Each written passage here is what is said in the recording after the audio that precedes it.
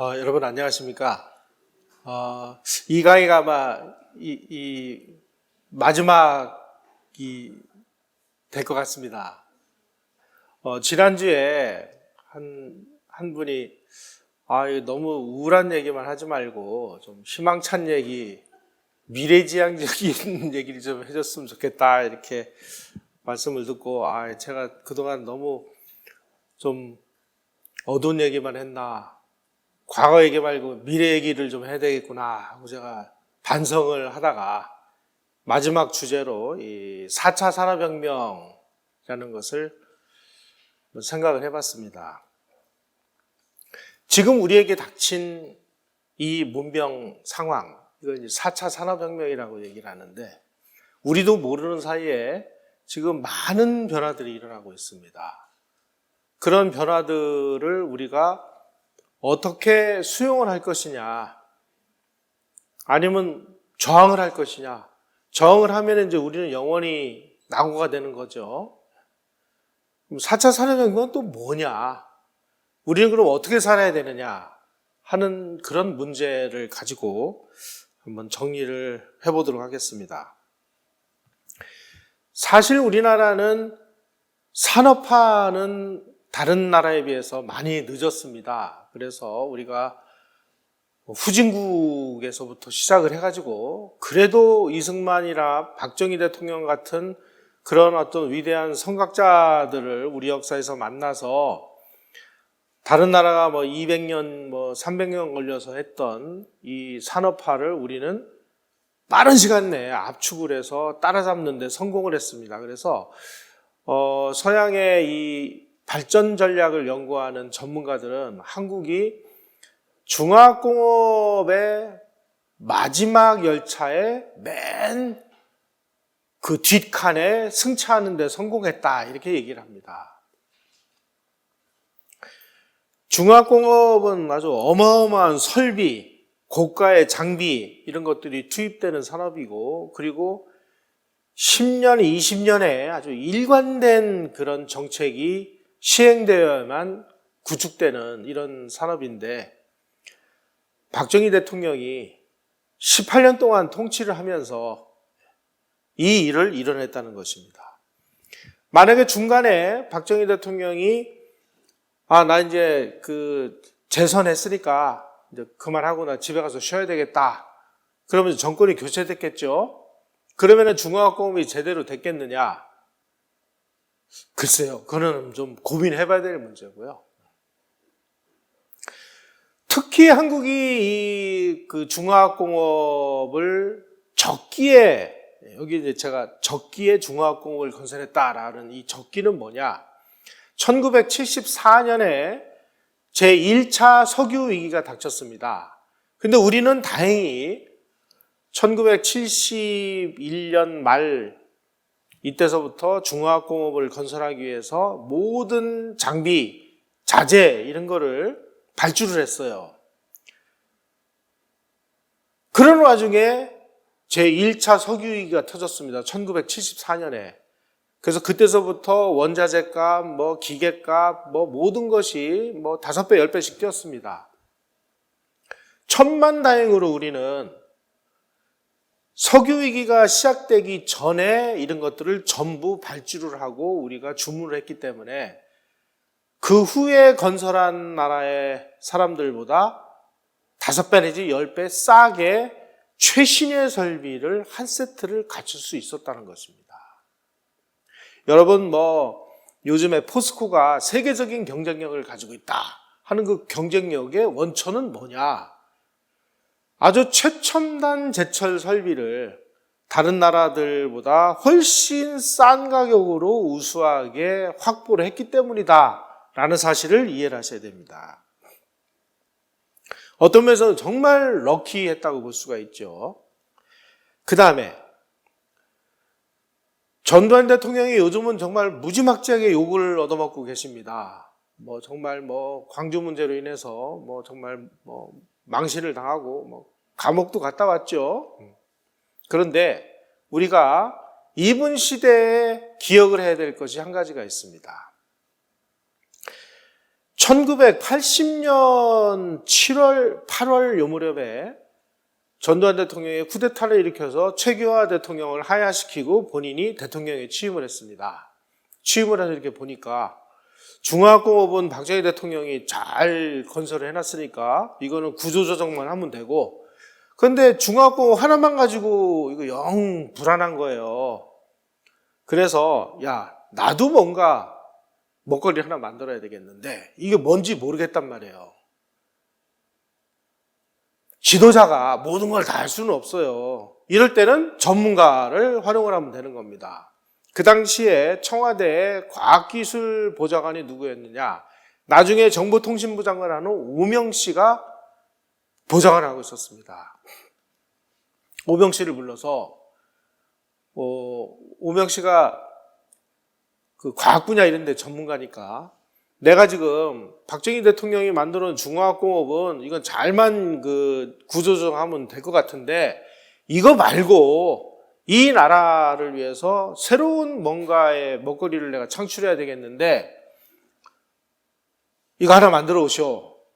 대통령으로부터 특명을 받은 오명 씨가 우리나라의 석학 30분을 모셔가지고 3개월간 쭉 연구를 해가지고 1980년 말에 대통령에게 보고를 합니다.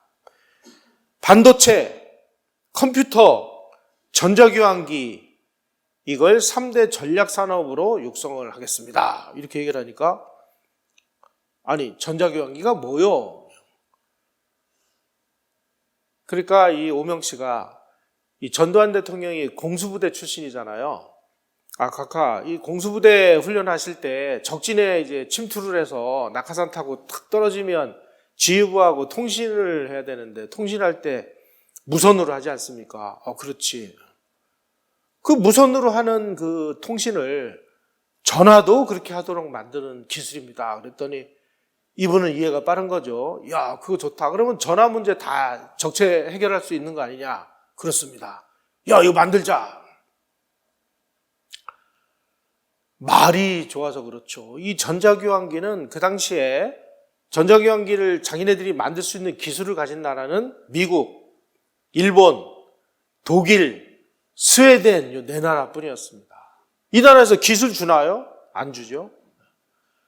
야, 우리도 만들어. 그래가지고 전자교환기를 만들 것으로 추정되는 사람들을 다 모아가지고 삼성에서 대우에서 LG에서 이런 데서 다 차출해가지고 대덕연구단지에 있는 전자통신연구소에다가 집어넣어 놓고 3년 동안을 군대 생활하듯이 뺑뺑이를 돌려서 만드는 것이 TDX라는 전자교환기입니다. 이게 왜 중요하냐?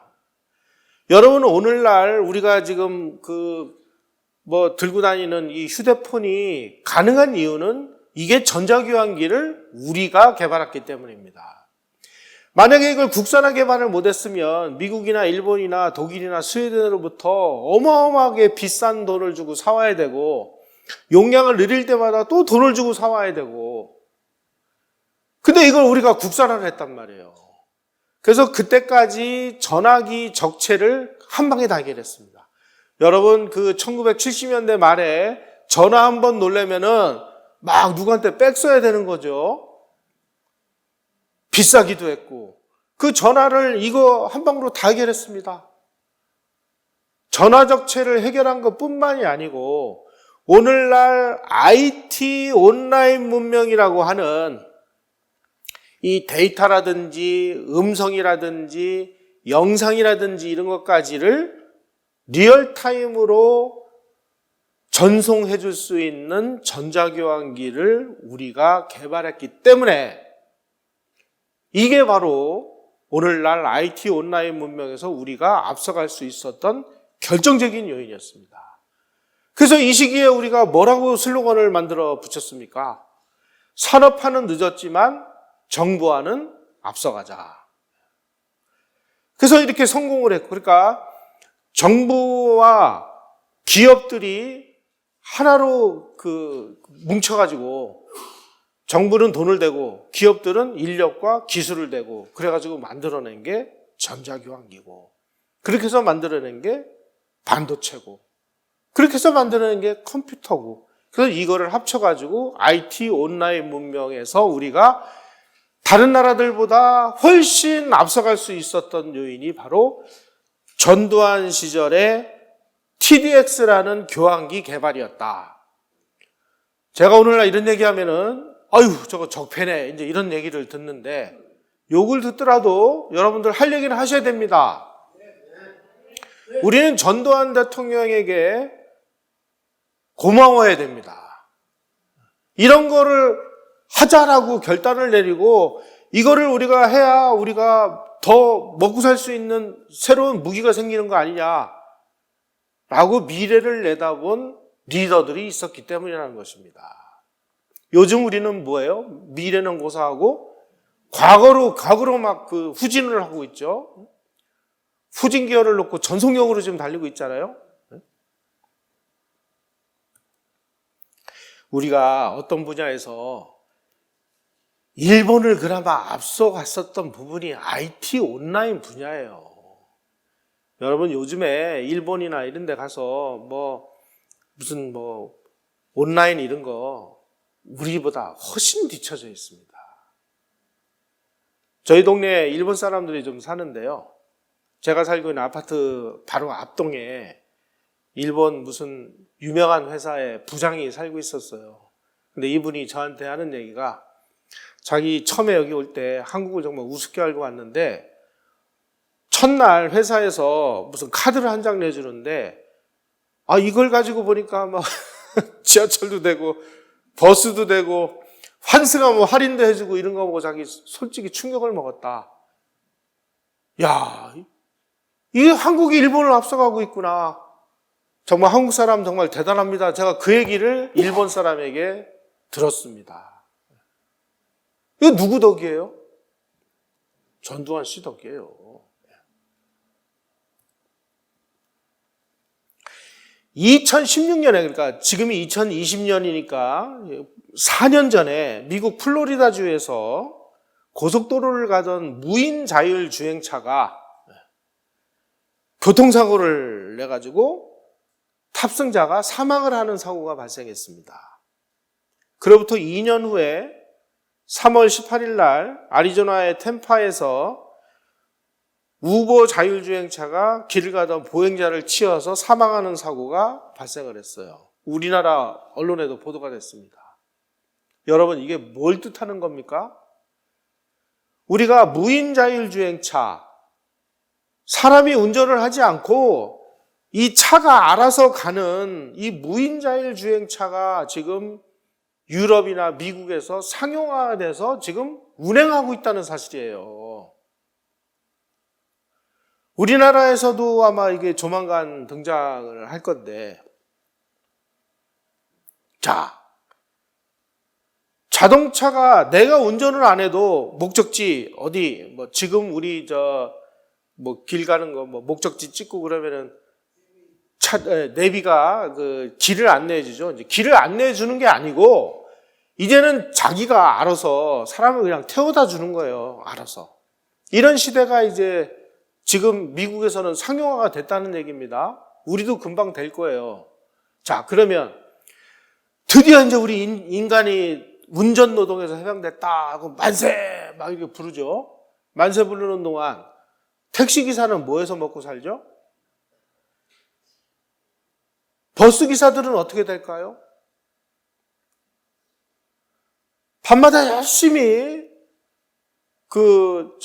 술 취한 사람들 데려다 주는 대리기사들은 뭐해서 먹고 살아야 되죠? 자, 차가 다 알아서 해주니까 교통운전학원은 뭐가 돼요? 자동차 운전보험은? 교통경찰은?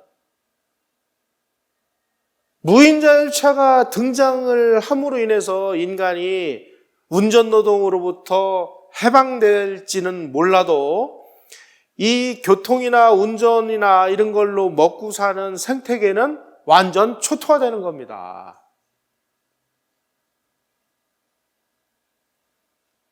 어떻게 할까요? 자, 제가 요즘에 아주 주목하고 있는 것 중에 하나가 테슬라입니다.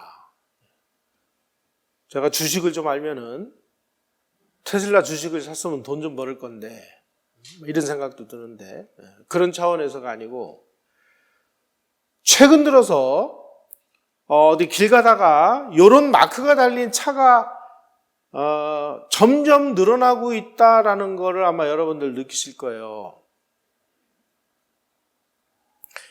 이 전기차는 2003년에 어떤 사람들이 이제 만들었는데 여기에 아주 천재 같은 이 머스크라는 사람을 만남으로 인해서 세계적인 브랜드가 됐습니다. 아마 앞으로 자동차는 이 전기 자동차가 아마 대세가 될 것 같은데 이 머스크라는 사람이 테슬라하고 합류를 하면서 전 세계를 이제 아주 휩쓰는 이런 상황이 만들어졌습니다. 앞으로 차는 기름이 필요 없어요. 그냥 저녁에 전기만 이렇게 꼽아 놓으면 알아서 다 충전해가지고 전기로 가는 그런 시대가 만들어지고 지금 테슬라가 길거리에 아주 기하급수적으로 늘고 있습니다. 이게 뭘 말하는 거냐, 이게.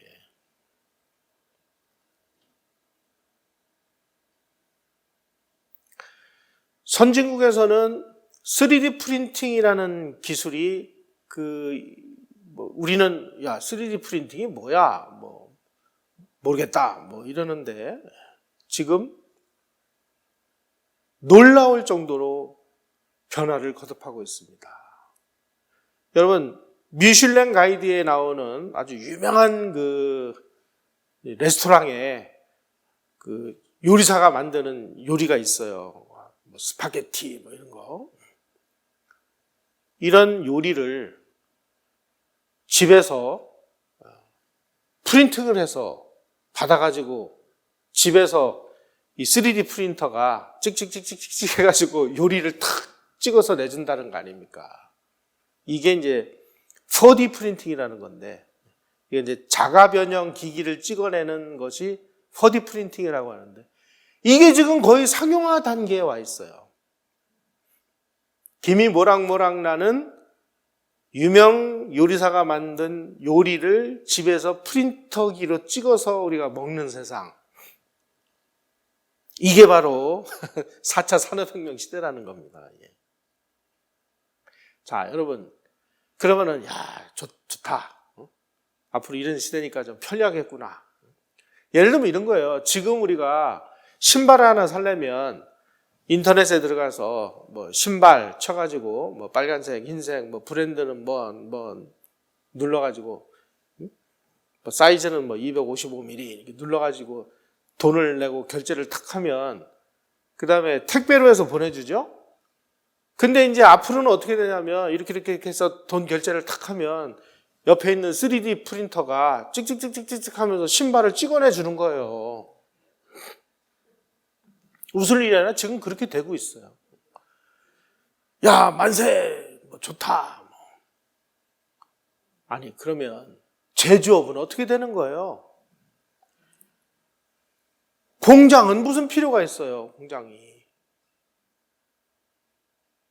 지금 이런 시대가 지금 우리 눈앞에 와 있어요, 지금. 우리만 지금 못 느끼는 거일 뿐이에요. 지금 중국이나 미국이나 이런 데서는 아파트를 3D 프린터로 짓습니다. 3D 프린터로. 그러면은 기간은 14분의 1, 가격은 13분의 1로 줄어들어요.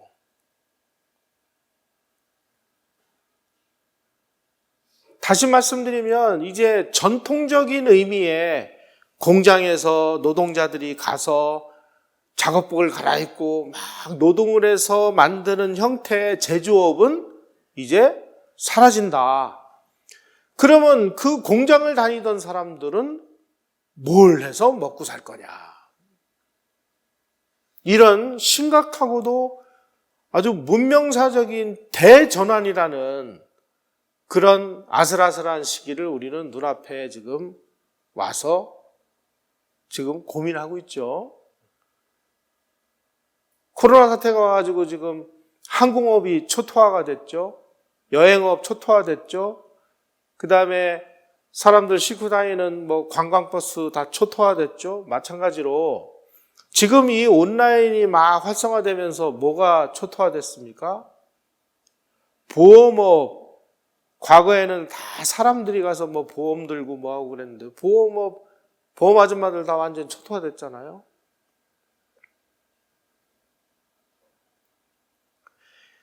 이제는 그 인공지능이 막 프로 구단하고 바둑을 둬가지고 인공지능이 이기는 세상입니다.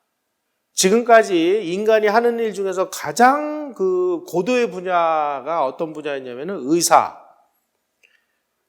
이 전문 지식이 필요한 뭐 변호사, 판사 이런 것도 이제 다 초토화됐습니다. 이 인공지능이요, 지금까지 판례를 다 집어넣어가지고 이제는 인공지능 판사가 판결을 내주는 게 인간이 내리는 것보다 더 정확해요. 사람 의사가 내리는 것보다 인공지능 의사가 처방해 주는 게 더 정확해요. 이런 세상이 됐습니다. 그래서 이 인공지능과 로봇이 결합을 하면 지금까지는 사람이 아니면 하지 못하는 그런 특수한 작업들이 있었거든요. 이런 것들도 이제 인공지능과 로봇이 다 하기 때문에 앞으로 세상은 직업 없는 시대, 다시 말씀드리면 대량의 실업이 발생을 할 겁니다. 2015년에 다보스 포럼에서 전 세계 전문가들이 모였습니다. 저 스위스의 산골마을에 다보스라는 데가 있는데 여기에 모여가지고 세계 고용의 65%를 차지하는 주요 15개국에서 2020년까지 앞으로 5년간 710만 개의 일자리가 사라지고 새로운 일자리는 불과 200만 개 정도밖에 창출이 안 될 것이다. 그래서 510만 개의 일자리가 사라질 것이다 라고 예언을 했는데 2010년이 되니까 이거보다 더 과격하게 일자리가 더 많이 사라져 버렸습니다. 앞으로 10년 내지 20년 사이에 미국 내에 있는 거의 모든 직업의 49%가 위기에 처할 것이다. 자, 그러면은 사람은 뭘로 먹고 살아야 되느냐? 자, 이제 여러분 자녀들 가지신 분들 한번 이렇게 생각을 해보세요. 지금 우리는 공부 잘하는 순서대로 어디를 갑니까? 문과계통들은 사법고시, 행정고시 보느라고 고시 공부를 하죠. 그래서 공무원 되죠. 그 다음에 이과는 공부 잘하는 순서대로 어디 가요? 의대 가잖아요. 근데 이 의사하고 공무원이 아무 필요가 없는 세상이 되면은 여러분들은 어떻게 하실 겁니까? 내 자녀들은 무슨 과, 뭘 전공을 시켜서야 되겠습니까, 지금? 진짜 이제 굉장히 어려운 상황에 처했어요. 4차 산업혁명 그러면 다 뭐 문명이 진보하고 막 그러니까 뭐 좋을 것 같다라고 얘기하는데 막상 인간의 행복 지수는 어떻게 될지 아무도 모르는 거죠. 긱 이코노미 시대라는 것이 있습니다. 이건 뭐냐? 이제 옛날처럼 어느 회사에 내가 들어가서 수십 년간 내가 정규직으로 일하면서 뭐 몇 시에 퇴근해서 몇 시에 출근해서 몇 시에 퇴근하고 뭐 대리되고 과장되고 부장되고 뭐 이런 시대는 이미 지나갔다. 긱 이코노미 시대라는 건 뭐냐? 일자리를 기계하고 인공지능에게 뺏긴 사람들이 여러 직업을 파트타임식으로 수행하는 이런 것을 긱 이코노미 시대다 이렇게 얘기를 하는데 이미 미국에서는 이게 아주 일상화가 됐고 한국에서도 이제 일상화가 되기 직전 상황까지 와 있습니다. 자, 이런 상황에서 지금 현재 우리나라는 우리가 먹고 살고 있는 그 핵심 주력 산업은 박정희 대통령 시대에 만들어 놓은 중화학공업, 거기에 따르는 제조업, 그리고 아까 말씀드린 전두환 대통령 시대에 IT 온라인 산업에 따르는 여러 가지 그 제조업과 서비스업, 이걸로 지금 우리가 먹고 살고 있는데, 거의 모든 국가 산업이 근육질 제조업에 의존하는 한국이 4차 산업혁명이 지금 진행이 되면, 그래서 인공지능과 로봇이 결합돼 가지고 인간이 하는 일을, 인간이 근육질로 해야 되는 일을 전부 기계가 대체를 하는 순간 우리는 그럼 뭘 해서 먹고 살아야 되느냐? 그 시대를 우리가 준비는 해왔느냐?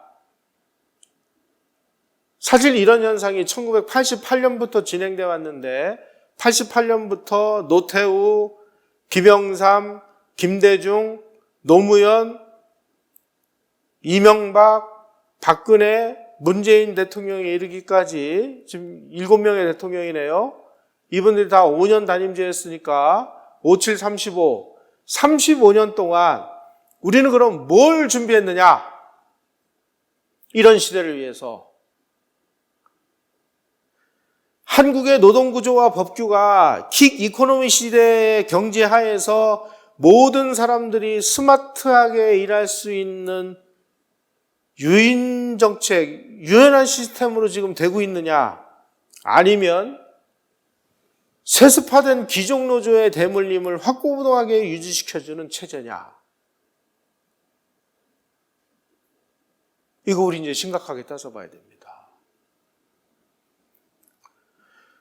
주변국들은 전부 미래를 향해서 뛰고, 막 뇌과학에 무슨 인공지능에 뭐 별의별 첨단 산업을 연구하고 있을 때 우리는 그냥 뭐 독립군을 토벌한 백선엽을 현충해서 파내라, 뭐 적폐 세력을 없애라, 뭐라, 뭐 과거만 탓해왔잖아요. 그래서 전문가들이 요즘에 지금 현재 한국의 상황을 아포리아 상태다 이렇게 얘기하는데, 아포리아 상태라는 건 뭐냐? 지금 막 배가 여기저기 빵꾸가 나가지고 막 침몰하고 있는데 그 안에서 뭘 어떻게 할지도 모르고 막 허둥지둥 하면서 물에 빠져 죽기 일보 직전 상태를 아포리아 상태라고 하는데, 지금 한국이 그런 상태에 처해 있다. 지금 무슨 좌나 우나 이념이 어쩌고 저쩌고 자유경제 시장경제 이런 게 중요한 게 아니고, 지금까지 우리가 살아왔던 문명이 지금 완전히 지금 뒤집어지고 막 혁신이 일어나고 있는 상황에서 35년 동안 우리는 과거로 막 뛰어가다 보니까 미래를 위한 준비를 아무것도 안 돼 있는 상황에서 4차 산업혁명 시대를 꽈당 하고 맞으니까 우리는 근대 시대에 세계가 어떻게 돌아가는지도 모르고 허둥지둥 되다가 나라가 망해서 일본에게 우리 주권을 뺏기는 거와 비슷한 상황에 지금 처해 있다는 사실이죠. 이게 민간인들도 우주여행을 할 수 있도록 아까 그 테슬라의 그 머스크라는 사람이 만든 민간 우주여행체입니다. 비행체. 이거 돈을 내면은 이제 그 우주까지 여행을 시켜줘요. 근데 돈이 너무 비싸서 지금 그렇죠. 지금 IBM 슈퍼컴퓨터 이 왓슨 시스템이라는 것은 사람을 딱 스캔을 하면 몇 분 만에 당신은 앞으로 3년 후에 뇌출혈이 일어날 가능성이 95%고 뭐고 이런 정밀검사, 유전자 데이터 분석을 거의 완벽하게 해가지고 당신은 앞으로 쌀밥은 먹지 말고 현미밥 드시고 이렇게 처방을 해주는 시대가 와 있어요. 그리고 지금 당신 그 6개월 후에 암이 발병할 건데 앞으로 이렇게 하시오라고 지금 서비스를 해주고 있어요. 에어앤비라든지 우버라든지 알리바바라든지 이런 세계적인 기업이 몇 년 전까지만 해도 존재도 없었던 기업들입니다.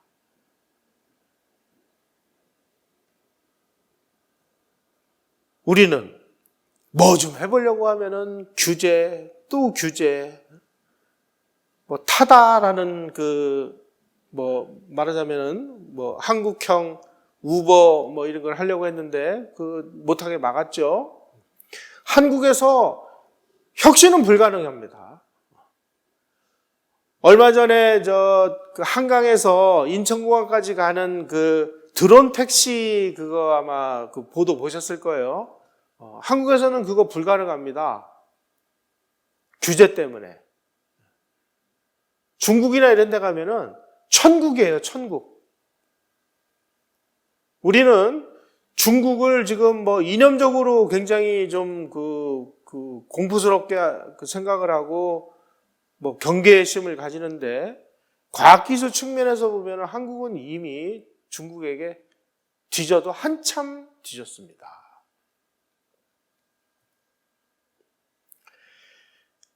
지난 2016년 1월에 스위스의 다보스 포럼에서 제4차 산업혁명이라는 것이 최초로 등장을 했습니다.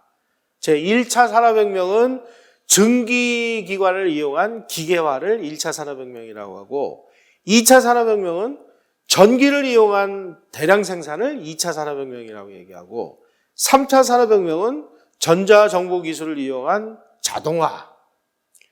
한국은 3차 산업혁명까지는 정말 잘 우리가 적응을 해왔습니다.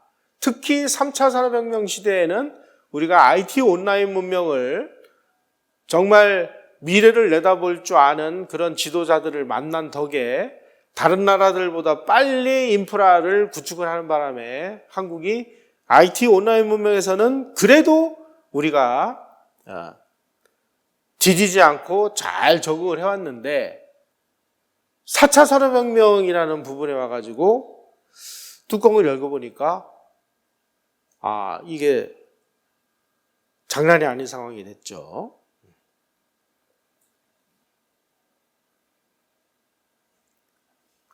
(4차) 산업혁명은 인류의 삶의 양태를 아주 본질적으로 변화시키는 그런 시대가 되고 있습니다.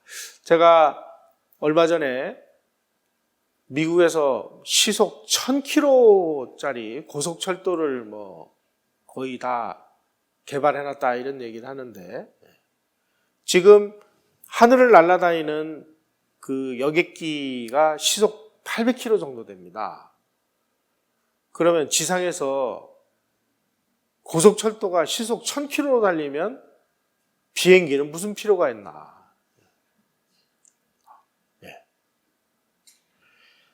이 3차 산업혁명과는 아주 진짜 차원이 다른 혁명이 진행되고 있습니다. 4차 산업혁명, 그래서 슈밥 회장 같은 분은 우리가 하는 일을 바꾸는 것이 아니라 인류 자체를 바꿀 것이다. 왜 그렇게 얘기를 하느냐? 속도가 빨라지고 있다. 그리고 범위와 깊이가 점점 더 깊어지고 있어가지고 영향을 받지 않는 분야가 없다. 그 다음에 시스템적으로 충격을 줄 것이다. 그 중에서도 가장 중요한 것이 이 시스템이 지금 변하고 있다는 사실입니다. 자, 우리가 지금까지 귀에 못이 박히도록 들은 얘기가 글로벌화라는 것입니다. 이 글로벌화는 건 뭐냐? 3차 산업혁명 시대에는 선진국이 어떤 그 제품을 개발을 합니다. 미국에서 이제 이 새로운 그 제품을 개발을 해요. 그러면 이 설계도를 가지고 이 물건을 가장 값싸게, 견고하게 잘 만들 수 있는 나라가 어디냐? 한국이나 중국이나 이런 데다가 이 물건 만들어 이렇게 외주를 줘요. 그럼 이 나라에서 전 세계 부품을 막 발주를 합니다. 그러면 그 부품들을 한국으로 실어다가 한국에서 제품을 만드는 다음에 완제품을 배에 실어가지고 선진국 시장으로 보내요. 그래서 거기서 이제 판매를 해요. 이러는 중에 국제 분업이 이루어져 가지고 해상 물동량이 급격히 늘어납니다. 해상 물동량이 늘어나니까 해운업이 대박을 쳤죠. 해운업이 발달하다 보니까 조선업이 덩달아서 대박을 쳤죠. 우리나라가 조선업과 해운업으로 돈을 얼마나 많이 벌었습니까? 요즘에 우리 조선소가 옛날만 못하죠. 거제도 뭐 울산 이런 데가 뭐 엉망이라고 여러분들 뭐 신문 보도를 보셔서 아실 거예요. 이게 지금 이 경영자들이 경영을 잘못해서 그런 게 아니고요. 시대가 이제 바뀌었어요. 자, 미국에서 지금 설계도를 만들어가지고 한국이나 중국이나 베트남에 이런 데가 외주를 줘서 이렇게 만들다 보니까 불편하기도 하고 그러잖아요. 요즘에는 인공지능하고 로봇을 결합을 시켜가지고 이것들이 사람이 하는 걸 다 해요. 그러다 보니까 이 물건을 만드는 비용 중에서 인건비가 차지하는 비중이 낮아집니다. 지금까지는 싼 인건비를 찾아가지고 뭐 중국이나 한국이나 뭐 베트남에다 줬는데, 아니 기계가 다 하고, 기계들은 뭐 얘네들이 무슨 뭐 시유를 벌여요. 뭐 노동조합을 만들어요. 24시간 돌리는 거예요, 그냥. 그러다 보니까 다른 나라에다가 외주 주는 것보다 자기네 나라에서 만드는 게 훨씬 더 싸거든요. 그러니까 외주를 안 주고 자기네 나라에서 만들어요. 그러다 보니까 해상 물동량이 줄어들어요. 해상 물동량이 줄어들다 보니까 해운업이 찌그러들어요. 해운업이 줄어들다 보니까 조선이 필요 없는, 조선이 발주가 줄어들어서 오늘날 한국의 조선업이 어려워진 겁니다. 이건 이미 오래전부터 예견이 돼 있었던 거고, 앞으로 이런 시대가 오면은 해운물동량, 해상물동량, 조선업이 찌그러들 테니까 조선업들 정신 차리고 너희들이 먹고 살 수 있는 길을 찾아야 된다라고 이미 여러 차례 경고를 했음에도 불구하고 우리는 옛날에 타성에 젖어가지고 뭐 앞으로는 괜찮겠지 하면서 오다가 지금과 같은 절벽에 지금 와 있는 것입니다. 오바마 정부 8년 동안, 트럼프 정부 4년 동안, 무려 12년 동안에 걸쳐서 미국이 일관되고 집요하고 치밀하게 진행을 한 전략이 뭐냐? 해외에 나갔던 기업들을 미국으로 유턴시키는 작업이었습니다. 이거를 이제 리쇼어링이라고 하는데, 오바마 정부 8년, 트럼프 정부 4년 동안 해외에 나가 있었던 미국 기업들을 다시 미국으로 불러들여서 미국에 안착을 하면 거기에다가 법인세 감면해주고 보조금 주고 뭐 주고 해가지고 미국 기업이 돌아오니까 미국이 일자리가 늘어나죠. 미국 경제가 호황인 이유는 바로 이것입니다. 지금까지 한국은 국제분업이라고 하는 글로벌화 시대에 가장 많은 이득을 본 나라가 한국이었습니다. 특히 조선업이 그랬습니다. 1980년에서부터 2007년까지 전 세계 무역량이 10배가 급증을 했는데, 그 10배 급증하는 동안에 필요한 선박, 이런 건 한국이 다 세계 1위를 차지했죠. 그래서 전 세계에 떠다니는 선박 10척 중에 4척은 한국의 조선소에서 만든 거다라는 얘기가 나올 정도로 우리 조선업이 아주 호황을 맞았는데, 이제 그런 시대는 다 끝났습니다. 제품 원가에서 인건비 비중이 하락하다 보니까 이제 미국이나 일본 기업이 굳이 뭐 중국이나 한국이나 베트남이나 뭐 이런 데다가 외주를 줘야 될 이유가 없는 거예요. 국제분업이 줄어들면 무역량이 줄어들고, 앞으로는 보호무역이 강화되는 그런 시대가 올 것입니다.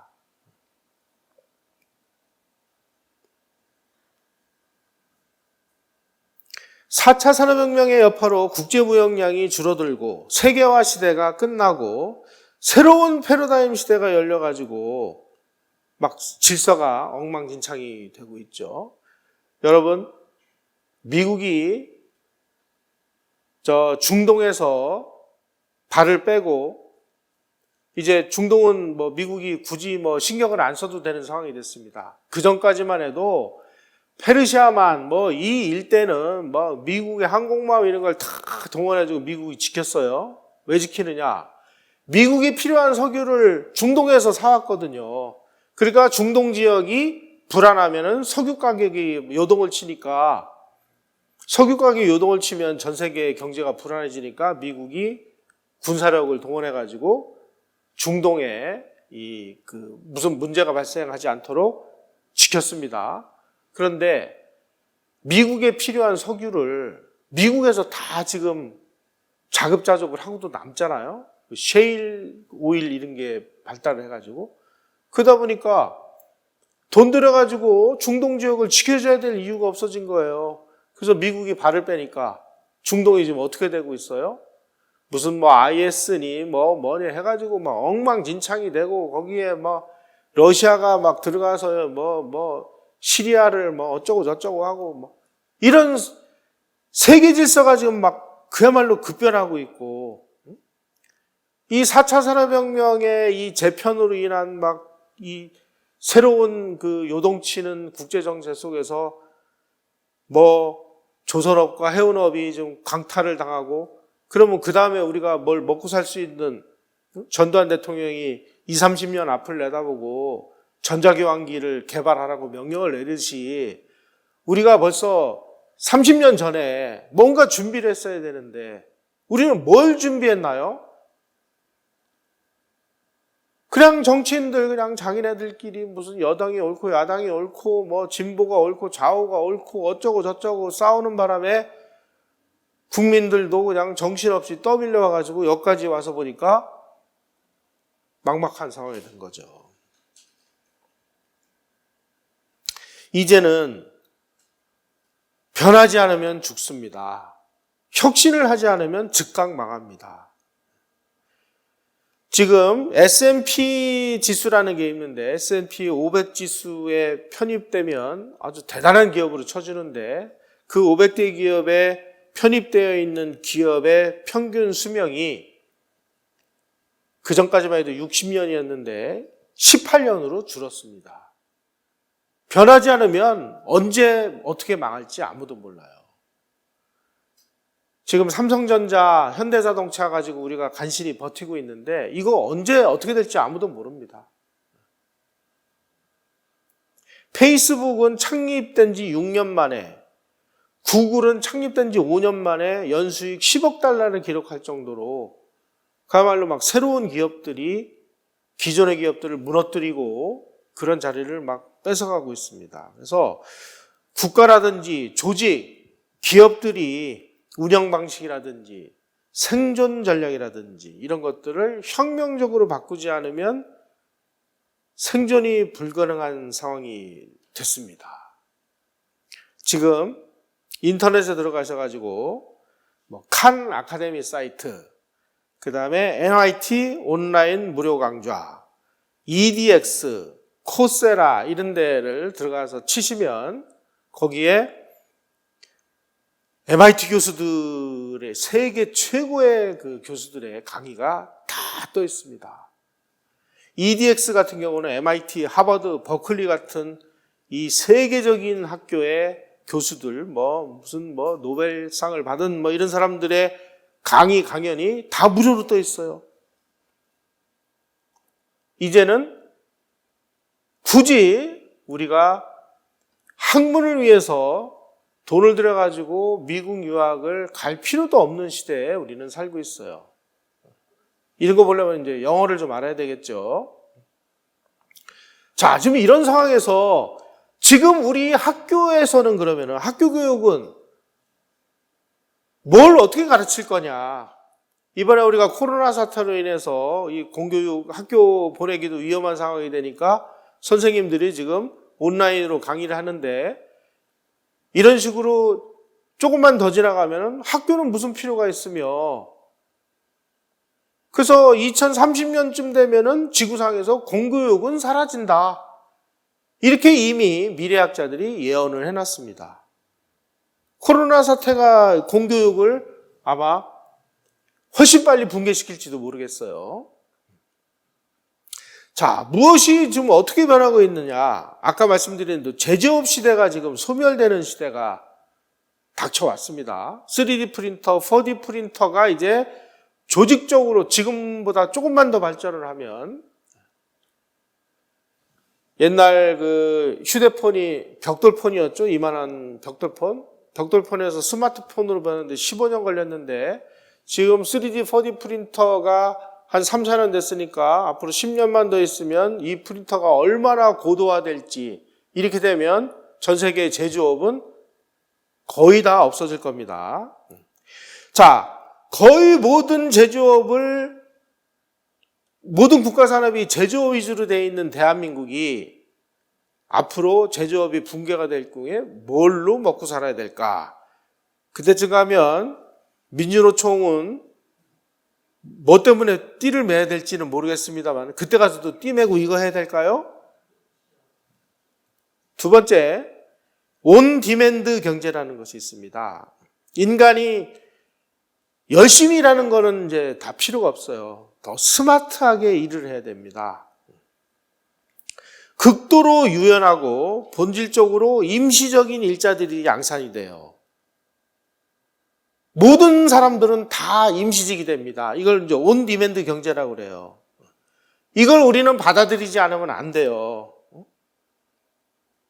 자, 한국의 노동규조와 법규가 이러한 온디맨드 경제하에서 모든 노동자들이 스마트하게 일할 수 있도록 유일하는 시스템이냐 아니냐. 한국은 지금 귀족노조의 대물림 현상이 일어나고 있는데 예를 들면 현대자동차에서 몇십 년 근속을 하면 그 근속을 한 그 자녀를 현대자동차에 자동으로 취업시켜주게 되어 있습니다.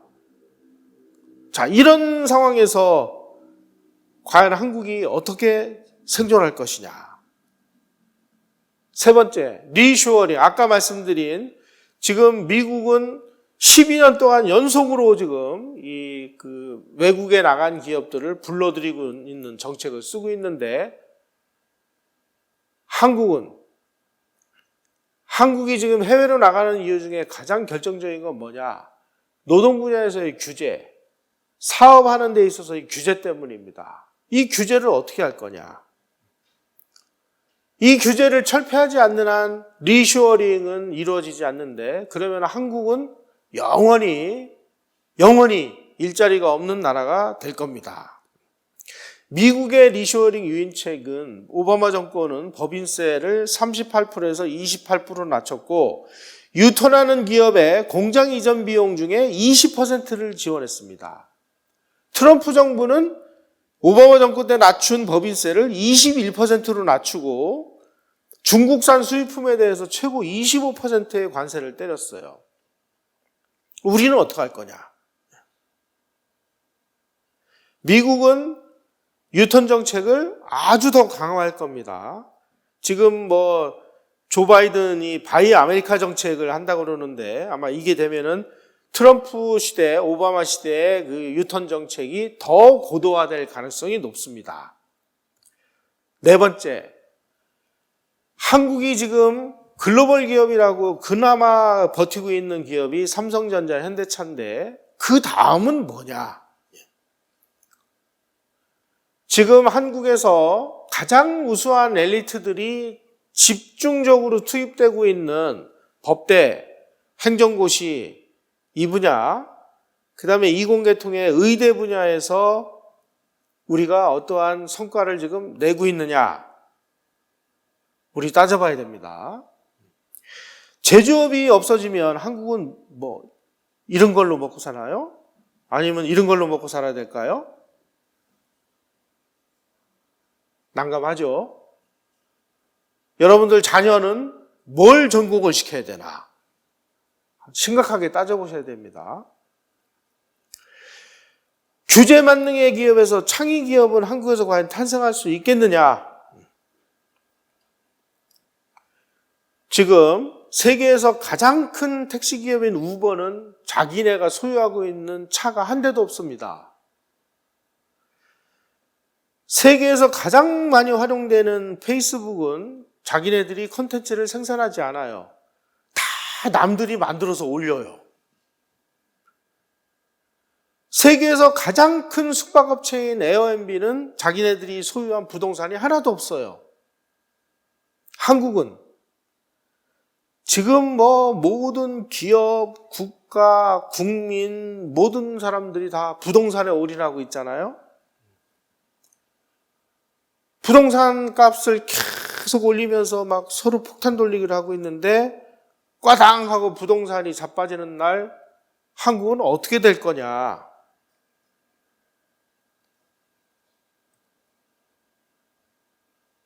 부동산 거품이 꺼지는 날 한국이 정말 어떻게 될 건지에 대해서 아무도 내 집값이 오르는 것만 좋아할 뿐이지 아무도 고민하지 않고 있습니다. 여섯 번째, 언론이 소멸하고 있습니다.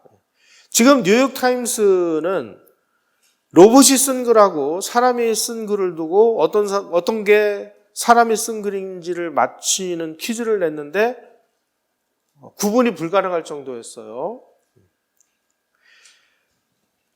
지금 증권 기사라든지 단순한 스포츠 기사는 언론사에서도 사람이 안 쓰고 글 쓰는 로봇이 대신 써줍니다.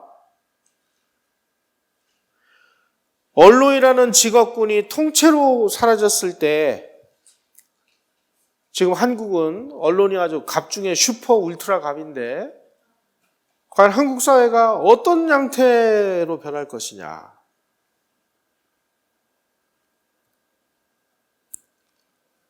일곱 번째는 업의 경계가 지금 사라지고 있습니다. 지금 제가 하도 신기해서 테슬라 전기자동차를 가지고 있는 친구가 있어서 뚜껑을 열어봤어요. 그때 좀 놀랐습니다. 지금 우리 게솔린으로 가는 차는 뚜껑을 열면 엔진이 있잖아요. 복잡하게 막 파이프도 있고 뭐도 있고 막 있는데 테슬라는 뚜껑 열면은 배터리 말고는 아무것도 없습니다. 그러면 대체 이 자동차가 지금까지는 기계공업이었는데 이 자동차가 이게 전자공업이냐 기계공업이냐 잘 모릅니다. 그래서 일부에서는 이게 무슨 바퀴 달린 컴퓨터지 이게 무슨 기계냐 이렇게까지 얘기를 해요. 자, 그러면 지금 정신없이 요즘에 특히 좌파 사람들은 왜 그런지 모르지만 이 무슨 동성결혼 뭐라 그러죠? 그거 보고 성평등? 성전환, 동성애 이렇게 되면 남녀 구분은 어떻게 할 거며 경계가 다 무너져 가고 있어요, 지금. 여덟 번째는 권력이 지금 종말을 향하고 있습니다. 이 사람도 이제 얼마 안 남았습니다. 정치, 경제, 사회, 문화 모든 면에서 권력이 무너지고 있습니다. 이유는 세 가지라고 그래요. 첫째, 양적 증가. 국가의 수, 인구 규모, 생활 수준, 글을 읽고 쓸 줄 아는 사람의 수, 상품의 수 이런 게 정신없이 늘어나고 있어요. 둘째, 이동을 정신없이 하고 있어요. 사람이라든지 노동력, 상품, 돈, 아이디어, 가치, 정보들이 정신없이 세계 곳곳으로 이동하고 있어요. 어느 누가 통제가 안 됩니다. 셋째, 의식혁명입니다. 교육 수준이 높고 심리적인 기대와 사고 수준의 변화로 자유로운 사회에 대한 갈망이 일어나고 있습니다. 한국 사회는 지금 정치에 미친 인간들이 넘쳐납니다. 선거철만 되면 너도 나도 분화방처럼 출마하기 위해서 이 한 몸 조국을 위하여라고 외치는 사람들이 늘어날 텐데 이 권력욕에 사로잡힌 이 사람들의 이 상실감을 뭘로 채워줄 것이냐. 마지막으로 국가의 종말입니다. 권력이 국가에서 비국가 세력으로 예를 들면 지금 중동에서 활개를 치고 있는 IS라는 거는 이거 국가가 아니죠. 하나의 집단이죠. 근데 국가나 다름없는 지금 권력을 행사하고 있습니다. 이렇게 권력이 국가에서 비국가 세력으로 넘어가고 있고 저명한 기관에서 느슨한 네트워크 형태로 이동을 하고 있어요. 아주 급속한 변화를 인해서 정치라든지 입법이라든지 규제에 있어서 국가는 신속하게 대응을 하지 못하기 때문에 국가라는 것이 이제 필요 없는 세상이 되고 있다. 이럴 때 이제 그 크라우스 슈밥은 첫째, 명백하게 금지된 것을 제외한 모든 것을 허용하자. 둘째는 명백하게 허용된 일이 아닌 것은 모두 금지시키자. 둘 중에 하나를 선택해야 되는데 한국은 뭘 선택할 것이냐. 불행하게도 UN 미래보고서는 지구상에서 가장 먼저 사라질 국가는 한국이 될지도 모르겠다라고 예언하고 있습니다. 지금 한국이 외국인들이 좀 막 몰려와가지고 인구수가 거의 뭐 비슷하게 유지가 되고 있는데 한국 사람들이 아이를 낳지 않아서 한국 인구들이 계속 쫄아들고 있죠. 그 쫄아든 인구를 외국인들이 와서 좀 메워주고 있는데 예를 들면 저 경북 봉화라든지 경기도 연천이라든지 어디 시골 어디 면이나 이런 데 가면 1년 내내 애우구름 소리를 들어보지를 못해요. 인구는 점점 줄어들어요. 그래서 봉화군 이런 게 언젠가 없어질 거죠. 미국에서 실제 이런 일이 벌어진 적이 있습니다. 미시간주에서 어떤 도시 인구 7만이었는데 거기에 그 공장이 2개가 있었는데 그 2개 공장이 중국으로 이전을 했어요. 그러다 보니까 인구가 15,000명으로 줄었어요.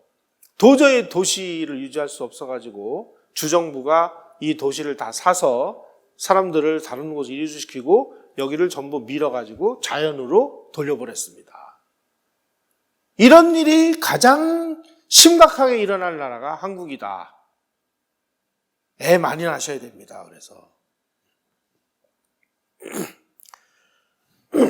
한 나라의 경쟁력은 그 나라 국민 개개인의 경쟁력의 총합입니다. 한 나라의 경제력은 그 나라 국민 개개인이 가지고 있는 재산의 총합이 그 나라의 경제력입니다. 한 나라의 지력은 그 나라 국민 개개인이 가지고 있는 지식의 총합입니다. 한 나라의 평균 수명은 그 나라 국민 개개인이 보다 오래 살 때 늘어나게 되어 있습니다.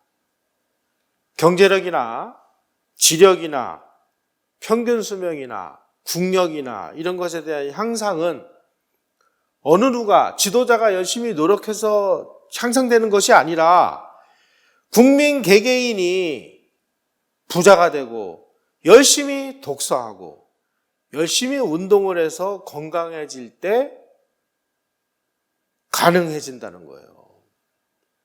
4차 산업혁명이 도래했다고 해서 뭐 공포에 떨거나 기쁨에 떨거나 그럴 필요 없습니다.